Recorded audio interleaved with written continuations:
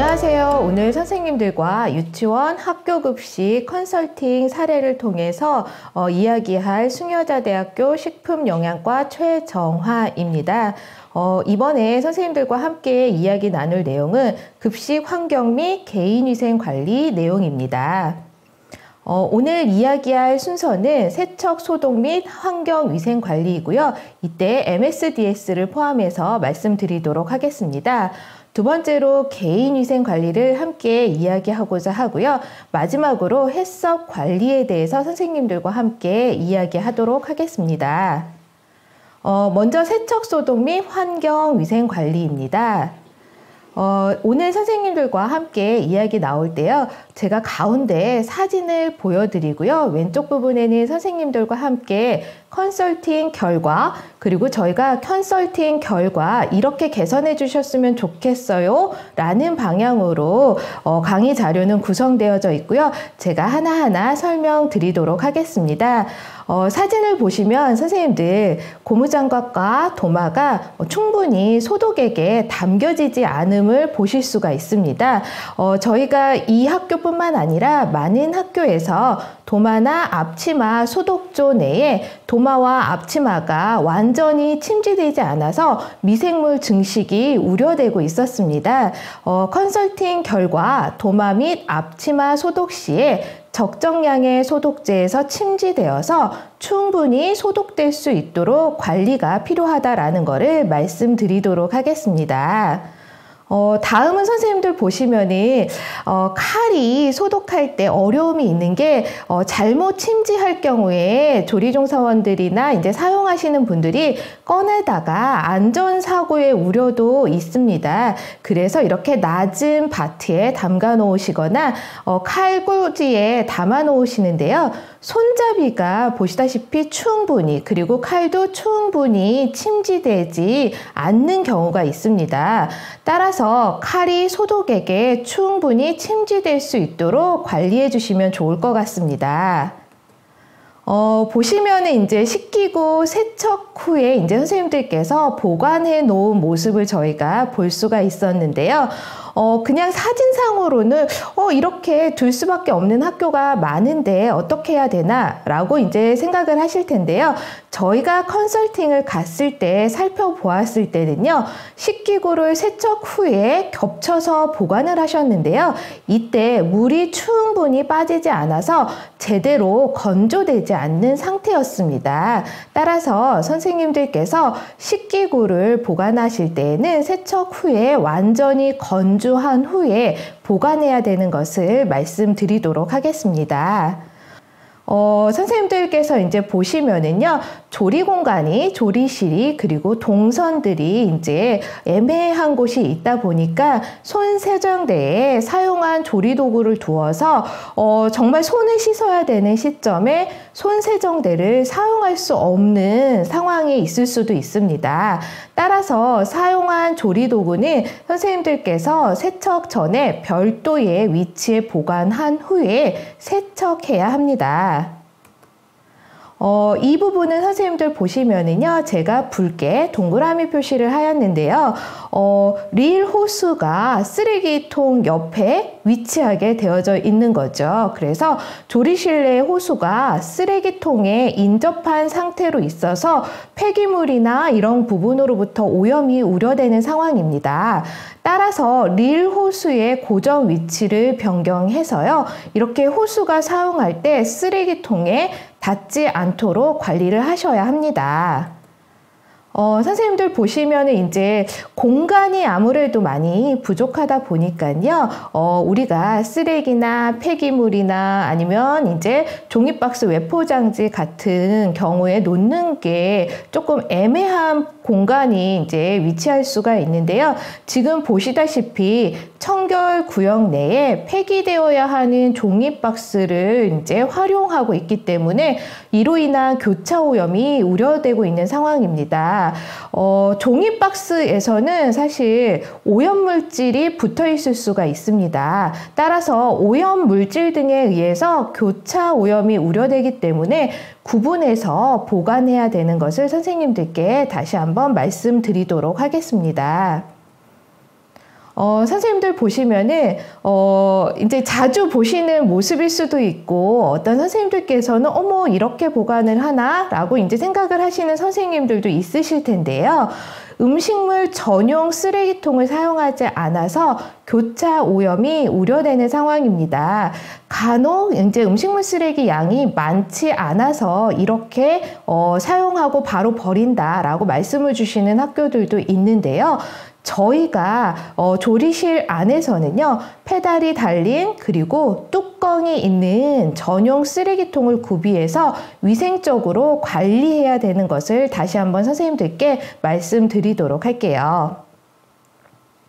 선생님들 보시면은 저희가 이제 환경위생관리 부분에서 쓰레기 관리 이런 부분들을 조금 말씀드릴 텐데요. 지금 사진상에서도 보면은 이제 조리실 내에 일반 쓰레기통이 구비되지 않아서 쓰레기들이 방치되어 있음을 선생님들께서 보실 수가 있습니다. 이때에도 선생님들께서는 이제 쓰레기 양이 많아서 뚜껑이 있는 그리고 페달이 있는 쓰레기통을 구비해서 사용하는 게 불편함이 있습니다 라고 말씀을 주시기도 하지만요. 저희가 덮개가 있는 페달식 쓰레기통을 구비해서요, 교차 오염을 예방하는 게 저희가 무엇보다 중요하기 때문에요. 교차 오염들을 예방하기 위해서 쓰레기 발생 시에 장기간 조리실 내에서 이렇게 방치되지 않도록 해야 함을 다시 한번 말씀드리도록 하겠습니다. 이제 선생님들께서 이제 작업을 하다 보면은 이제 방충문을 개방한 채 이제 작업을 하게 되는 경우도 있습니다. 이때에 음식물 쓰레기와 일반 쓰레기를 이제 버리고 그리고 음식물 쓰레기통을 열어둔 채 작업을 하다 보면은 외부로부터의 해충이나 유입이 발생해서 이제 안전에 위해가 갈 수가 있기 때문에요. 선생님들께서 이제 쓰레기를 버리고 여러 가지 이제 조리 활동을 하다 보면은 여닫는 일이 있으실 텐데요. 꼭 반드시 닫고 해충 방지 및 급식소 주변을 위생적으로 관리를 하고요. 또한 음식물 쓰레기통은 뚜껑을 덮어서 관리하는 것이 필요합니다. 지금 이제 보이는 사진에서는요, 외부에 저희가 보통 폐기할 때에 사용하는 음식물 쓰레기통이 초록색으로 보이고 있습니다.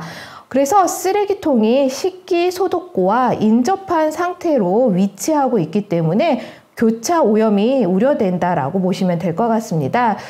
따라서 식기를 보관하는 청결 구역에서는요, 외부에 비치하는 음식물 쓰레기통을 두지 않고 관리해야 되는 것을 말씀드리도록 하겠습니다.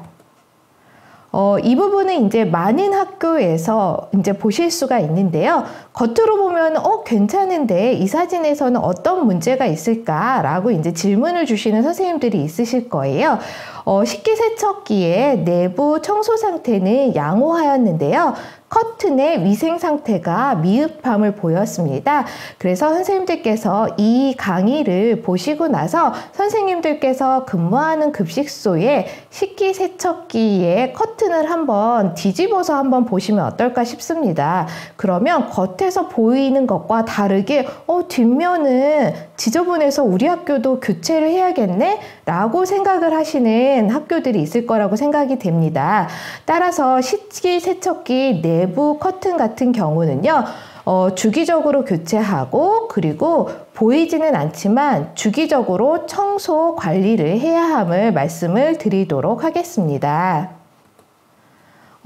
이제 유치원에 대한 사례를 조금 말씀드리도록 하겠습니다. 유치원 같은 경우에는 아무래도 학교 급식보다는 규모가 작기 때문에 쓰레기통 관리 부분에 있어서 조금 미흡한 부분들이 있었습니다.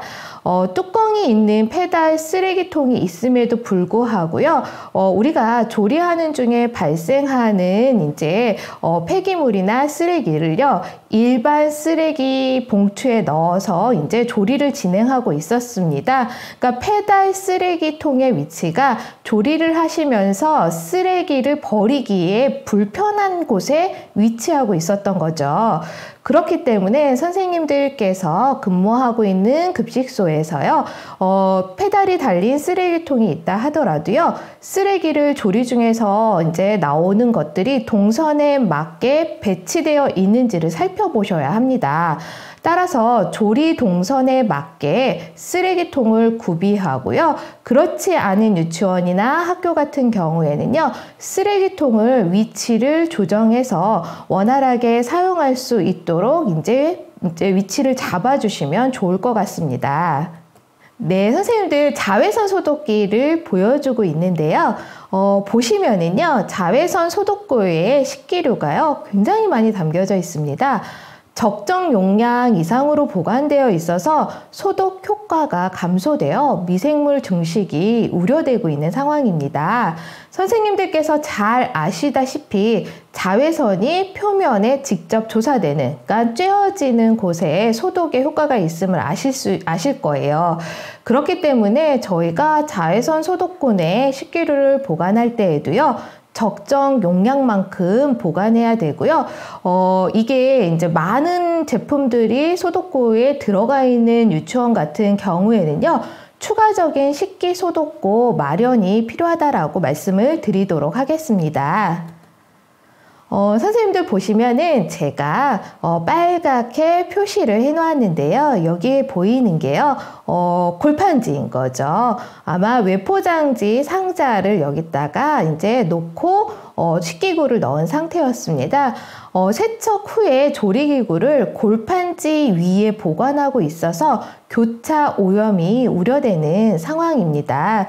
따라서 골판지를 제거한 후에 조리 도구를 보관해 주셔야 합니다. 지금 보시면은요, 유치원 같은 경우에는요, 손 세정대를 놓을 공간이 참 잡기가 어려운 상황입니다. 그래서 이 유치원 같은 경우에는요, 세정대 옆에 이제 공간이 협소해서 위치하여 있는데요. 그래서 보시다시피 싱크대에 종이 타월과 손 소독제가 비치되어 있었습니다. 보시면은 사진상에도 이 손 세정할 수 있는 종이 타월과 소독제 앞쪽에 이제 우리가 식재료가 놓여져 있음을 볼 수가 있는데요. 사실 유치원 공간에서는 현재 손 세정대를 놓을 공간을 잡기가 어려움이 있는 상황을 다 알고 있습니다. 그렇지만 이제 유치원에서 관리하시는 분들께서는요, 향후에 조리실 개선할 때요, 손 세정대 그리고 손 서정대와 손톱송들을 구비해서 그리고 그 위치를 잘 잡아서 할 수 있는 공간을 계획하셔야 되고요. 그리고 올바른 손 씻기 교육을 이제 계속해서 지속적으로 이제 조리하시는 선생님들께도 안내를 해주시면 좋을 것 같습니다. 개인위생 관리 선생님들과 함께 이야기하도록 하겠습니다.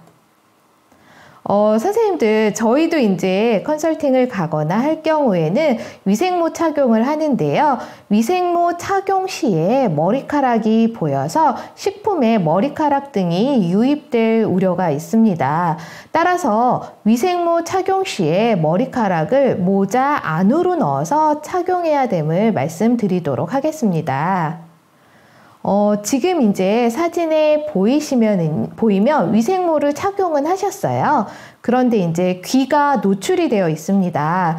위생모 착용 시에 귀와 머리카락이 보이고요. 그리고 조리 작업 중에 마스크를 벗고 물을 마시는 등의 개인위생 관리가 미흡함을 보였었는데요. 위생모 착용 시에 귀와 머리카락을 보이지 않도록 써야 되고요. 그리고 조리 중에는 마스크를 벗지 않도록 하는 것이 필요하다라고 말씀을 드리도록 하겠습니다. 이제 보시다시피 납품업체 담당자가요, 외부에서 입었던 옷과 신발을 착용한 채로 조리실에 출입했습니다. 이때에 이로 인한 교차 오염이 우려되기 때문에요, 별도의 검수 구역 마련도 필요하고요. 또한 외부인이 이렇게 조리실, 검수실 포함하여 조리장 안으로 들어올 때에는요, 외부인 전용 위생복과 신발을 구비해서 교차 오염을 예방해야 됩니다. 지금 보시면은 휴게실 내에 이제 외출복과 위생복이 걸려 있는데요. 함께 보관되어 있기 때문에 이로 인한 교차 오염이 우려되는 상황입니다. 따라서 위생복과 외출복을 구분해서 보관할 수 있도록 옷장을 구비하거나요. 옷장이 구비되어지기가 어려운 상황에 있는 곳이다라고 하면은 따로 구분해서 교차 오염이 일어나지 않도록 예방 관리를 해야 된다라는 것을 말씀드리도록 하겠습니다. 해썹 관리 부분 설명드리도록 하겠습니다. 기록지 작성에 대한 말씀을 드리는데요.